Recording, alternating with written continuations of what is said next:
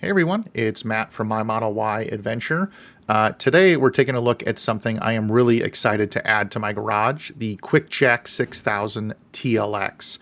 This is a portable lift. It's rated perfectly for the Tesla Model Y along with other Tesla vehicles, and I'm going to use it on my wife's CRV. I'm going to walk you through the full setup process, the installation of everything, and of course put it to the test lifting the Model Y. So if you've ever wanted like an easier or safer way to work under your Tesla, stay tuned. I can see all four corners, make contact. I can lift up the vehicle. I'm going to go past the first spot where kind of the arms are going to lock in. Now, both of the arms, I did see the passenger and the driver kind of go over that locking point. I have seen other people, when they lift the car up, only one side of the lift goes up past that point. The other side doesn't. So they think, because they heard that little click, that the jack's good to go and they can press down. When in reality, only one side is locked in, the other side is not. And then the car goes sideways, and as a result. So I have all of the parts kind of all laid out here. The QuickJacks were shipped in two separate boxes from UPS, and the boxes, in all honesty, were very, very beat up. But the packaging materials from QuickJack help protect these. There was a layer of foam on the corners, and then there was a thin piece of wood that was on top and the bottom to help minimize impacts and damage to them. So even though the boxes were beat up, zero problems with this. And it came in three boxes. Well, I should say it actually came in five. One for this QuickJack, one for this QuickJack, one for the pump. The tubes, or I should say the tubes here for the hydraulic, or not tubes, hoses, excuse me, the hoses with the pump is where that came. And then there was two smaller boxes. One of them had some of these blocks in them, and the other one I think had maybe those blocks. Maybe it was four, but either way, they all came over the span of, I think, 2 days. Now, I've seen a lot of posts and feedback from people that are having problems with QuickJacks, and they actually significantly changed, I guess, their process of assembly, where these already have the angles. Actually, they came with an extra kit, or I should say my package came with an extra kit. It had these included, but you can see they're already installed here. And I think a lot of people were having issues and reaching out to BenPack, who makes the QuickJacks, with support because they were having problems with leaking, or the lifts weren't going up, or they were stuck. I'm not exactly sure, but it seemed to be a very big problem of folks doing that. So it's taken care of. So that leaves us for the assembly, which in our case is just basically one hose for each of the QuickJacks. I have my hydraulic oil over here that I picked up at Home Depot when I was there getting something else. It does need specific fluid, either some hydraulic oil or ATF. The actual ones you can use are listed in the manual, so I do recommend you check that out to make sure you do buy the right oil or ATF to make sure that it does work. But in essence, we just have to attach one hose to each of the different QuickJacks, and you can see I have them laid out here. Then there are those are the smaller hoses, and then there's the two longer hoses that I have laid out right here. Those are the quick connects that one of them will connect to like this end here. The other end of this is going to connect to the pump. So I'm going to walk you through at least assembling these 6000 TLX, or the ones that I picked up here for my Tesla Model Y, as well as my wife's Honda CRV. And we'll walk through the bleeding process for these. This has changed. QuickJack did put out a new process to do this, I think about a year ago or so, but it's a much easier process because you don't have to use these blocks anymore to lift up the QuickJacks. It's a very seamless process to just connect them, loosen some of the air or the bleed screws on each of the different reservoir here's in the QuickJack, and then turn it on, lift it up, and close the bleeding or the bleeders when there's no more air coming out. So I'm going to get the camera reset up, and we're going to go through installing each of these different short hoses. So to install the short hoses onto the QuickJack reservoir here, you need to remove this kind of cover that was included on shipping, so no dust or debris goes into there. This is a 14 millimeter, so if it is too tight, that's the wrench that you're going to need. And then to secure the short end of the hose onto the reservoir, it's either 11/16 or 17 millimeters, which is what I have here.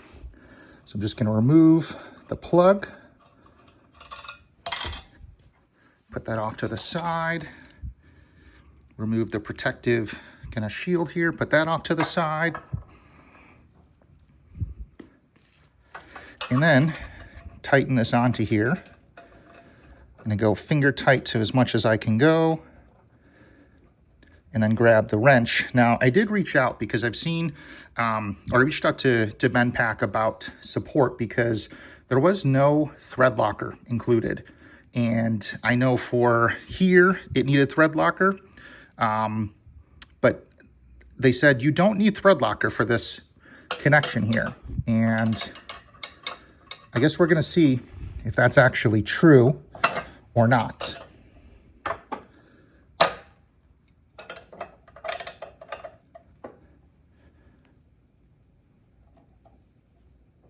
right. That's on there pretty tight, so let me just do the other one. I'm just gonna do that one off camera. It's the same process. And then we can get to the air that we need to put into here to help assist it. We need to adjust to make sure that there's the certain amount of air pressure. I did wanna make sure this was secured on here, so I did grab an 11/16 wrench. I'm gonna put on the bolt, the nut that is on this side, just so I can hold that while I tighten this fitting on here so it doesn't spin. All right, got a little bit more to that one. I'll do the same thing to the other one. So now we have to pressurize this. I just checked the other side before I checked this one, and that one had no pressure in it at all, because we do want to make sure if there is any oil or anything in here that is removed. And you can just use kind of the bottom part of the cover here. I'm just pushing on the valve that's inside, and barely a little bit of any air came out, but there was no oil or anything that came out. And I just have my tire inflator here.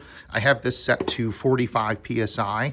The manual says between anywhere 40 to 50 PSI. So I'm just gonna connect this, and we'll just put this here for you guys to be able to see and start.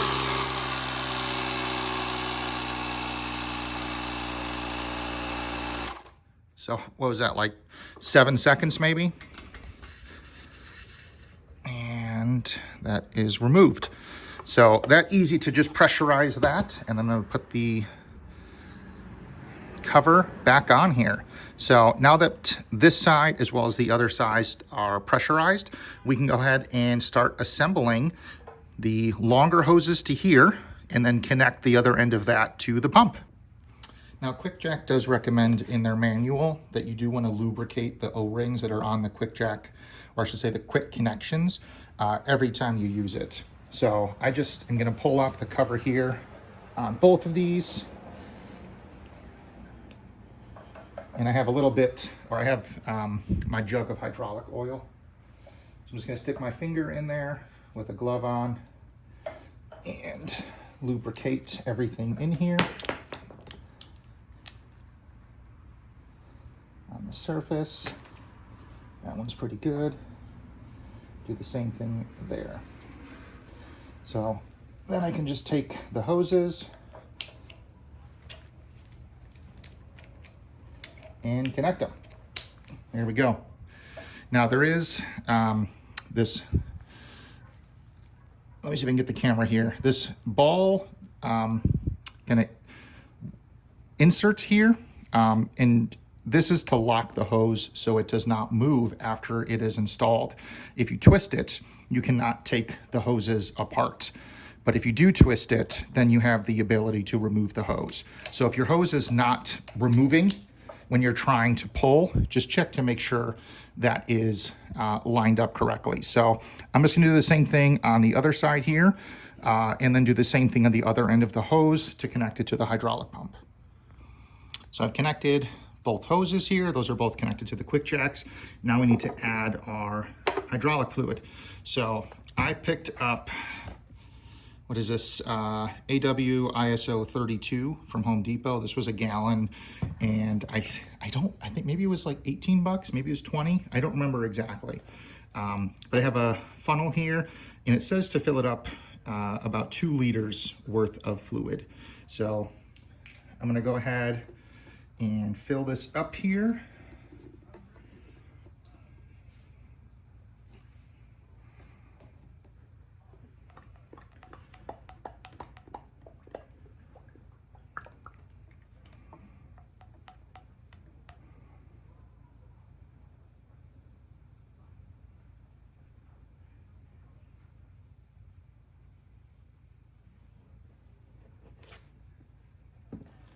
Let that flow down.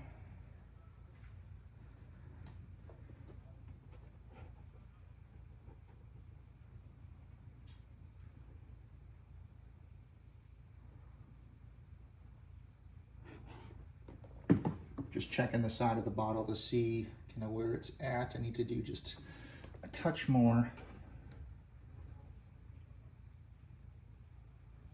That should be good right now. Yeah, that's pretty good. So we will add some more fluid after the bleed procedure, because we want to have the fluid line be about 1/2 inch below the top of the reservoir. And I can see this is not 1/2 inch. I know it's hard for you guys to see with the angle here, but maybe I'll just add a touch more, because I know there's going to be fluid that is going to go into the lines, and the reservoir is going to lower as a result. I think that should be pretty good right now. So the next step is going to be the bleeding procedure. So I'm going to grab a hex key so I can loosen the bleed screws on the pumps. I'm sorry, on the reservoir, or the jack, I should say.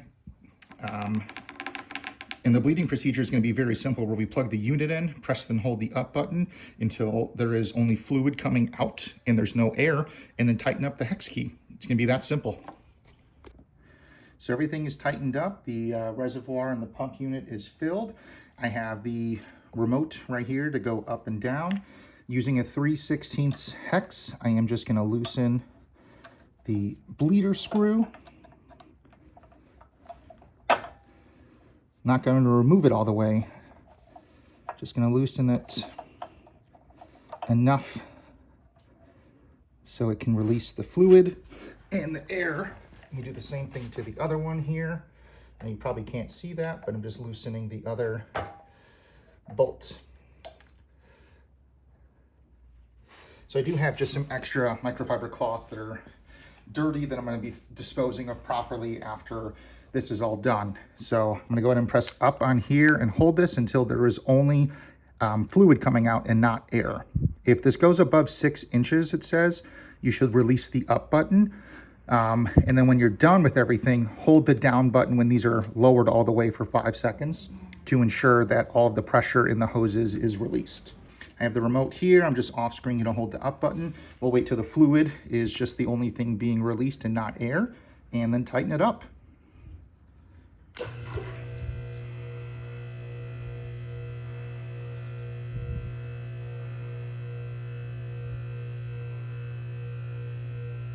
I don't know how well you can see, there are some bubbles coming out there. All right.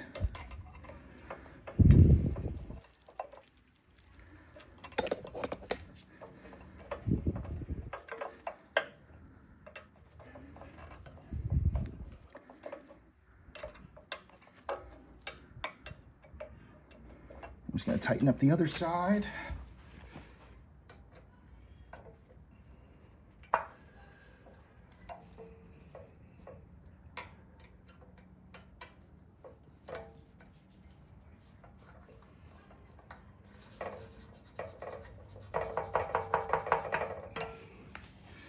And done. So fluid did come out of both sides over there. I did check the other one and validate that. So I'm going to go ahead and press the down button and then just hold it for 5 seconds to release the pressure. So hope that was helpful, at least for the assembly and bleeding process. Now I'm going to get a vehicle and we can try lifting up a car with this.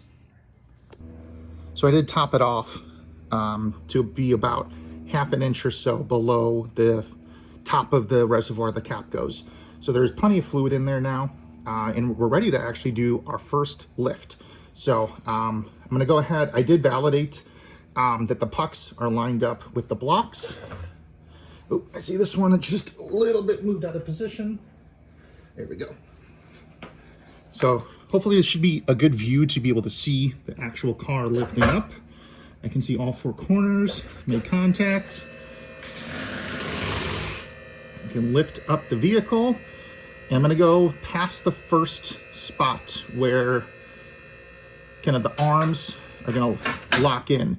Now, both of the arms, I did see the passenger and the driver kind of go over that locking point. I have seen other people, when they lift the car up, only one side of the lift goes up past that point. The other side doesn't. So they think, because they heard that little click, that the jack's good to go and they can press down. When in reality, only one side is locked in, the other side is not. And then the car goes sideways and as a result. So you can always go a little bit past that point just to make sure that both of them are there. And of course, do a visual inspection. I saw both of them there. So now I can press down, and I'm gonna hold the down button on here for about 5 seconds, which is then just gonna release the pressure. And we can see both arms are locked into position. So now we have the car up in the air. So now what I'm gonna do is actually rotate my tires, because I am about 1,000 miles or so overdue. So because I have the aftermarket wheels and tires, I can do an actual tire rotation and do the crisscross pattern. So I'm gonna do that off camera. You guys don't need to watch that, but hope at least this was helpful using this QuickJack. I am in love with it. I'm looking forward to when my wife needs an oil change. I had to jack up her car, and it's just a little obnoxious. With these, I can jack all four tires up, do whatever I need to do. I'm pumped. So this was the QuickJack 6000 TLX. I picked it up on the Labor Day sale, and this was the kit. You can also see I have up here the mounts to be able to hold the QuickJacks when they are up. Each one, I think, is like 100 pounds or so. So they are heavy. I don't know if you can see here, there are two wheels on the bottom part of it. And then over here is the handle. You can see it, this bar right here. So they are heavy, which is great, because then we know that they're actually nice and sturdy, can support the weight of the vehicle. And of course, this can go higher, but I don't have enough room, or I don't want to risk it, to be able to go up to the second lift point, because I don't think my car would clear the garage door. But I don't need all of that space, because this is plenty of space for me to be able to rotate my tires and do whatever work I need to do. So again, hope you guys found this content helpful. Drop any questions down below. I'll put a link to these in the description. Just wanted to show, this is actually, I raised it up all the way to the maximum level here. I did then put it back down onto the second kind of locking point here. I do have some room up here, so it did clear. Obviously, I think with the garage door, it won't close with it in its kind of position here, because when it lifts it up, it does bring the vehicle back a little bit. But there is now kind of so much room down here for activities. Hello there. To be able to work on anything. Like some plans I want to do is working on suspension at some point, getting an aftermarket suspension. I know one of the items on the bottom of the vehicle, there's a cover, but I think it's just really thin plastic, kind of a shield to go on the bottom to protect the battery, but more importantly, the coolant connections that are down there, because if a rock hits those, everything's toast. So a couple $100 to get a new kind of skid plate is going to be very important to help kind of protect everything. But there is a lot of room under here to do things. So pretty happy with kind of these QuickJacks and the amount of extra room now that's available down here. To lower the QuickJack, you in essence just have to lift this up for that silver part to then rest here. I've already done the same on the driver's side, but then I can go ahead, let me get the camera here. Just Just hold the down button and the vehicle's down, and hold this for 5 more seconds, the same as when you put it up on the first kind of locking point, and that relieves the pressure. So now the vehicle is down on the ground, tires are rotated all the way around, so I got some more miles out of it. I did clean all the rocks out of all the treads, and also just did an inspection to make sure there were no punctures or nails or things in there. I'm good to go. So hope you guys found this content helpful on this QuickJack 6000 TLX. I am absolutely in love with its capabilities to easily lift all 4 tires now. I don't have to go to like Discount Tire and have them rotate the tires. I can just do it at home at my convenience. I can do other work on my car, my wife's car. This is great. It is to me, a well worth investment for not only doing simple tasks like tire rotations, but if you need to do brake work. I know Tesla recommends a yearly brake kind of inspection to lubricate some of the things. If you needed to rotate the tires like I just did, if you got to take off your tires, if you're doing some suspension work, the sky's the limit. And I know there's a multitude of kind of QuickJack options available on their site. Again, I'll put a link down in the description for this exact one. I'd probably recommend, I'm assuming QuickJack is going to do like a Black Friday sale next month. So keep your eyes out there. This was on Labor Day sale, and I think it was just shy of 2,000, maybe a little bit less. I don't remember exactly, but to me, the perfect investment to operate and work on my car at home in my convenience in the garage. Since I have rotated the tires, I'm just going to document it in the car, which you can do by going over to here and then going over to the service menu, and then scrolling down, you'll see maintenance. And it's going to list things like tire rotation, air filters, etc. I'm going to go ahead and do the tire rotation because it was overdue. And I'm going to say this was the last maintenance, the next maintenance interval, and then hit record. And it's going to ask what type of tires. I have all seasons right now. I have tire rotation. You can swap it. Like if you were switching between summer and winter tires, you could also do that. If you replaced your whole tires, or if you replaced 1 to 3 tires. In my case, I did tire rotation. I did all season or summer. Go ahead, and you do have to press the brake pedal. As you can see, it did say that there. So the reset button becomes illuminated, and click reset. So it is updated. Now you can see it says limit hard acceleration in the first few minutes to ensure vehicle calibration.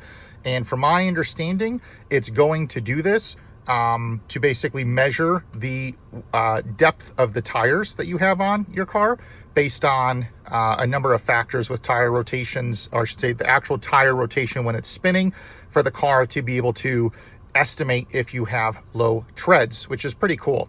So that's all done and finished. And you can see in my case, the next thing I don't really have to worry about is going to be tire rotation or wiper blade replacement, which I'll do after the winter. I'll do that next spring, unless over the course of the winter I decide I need to do it.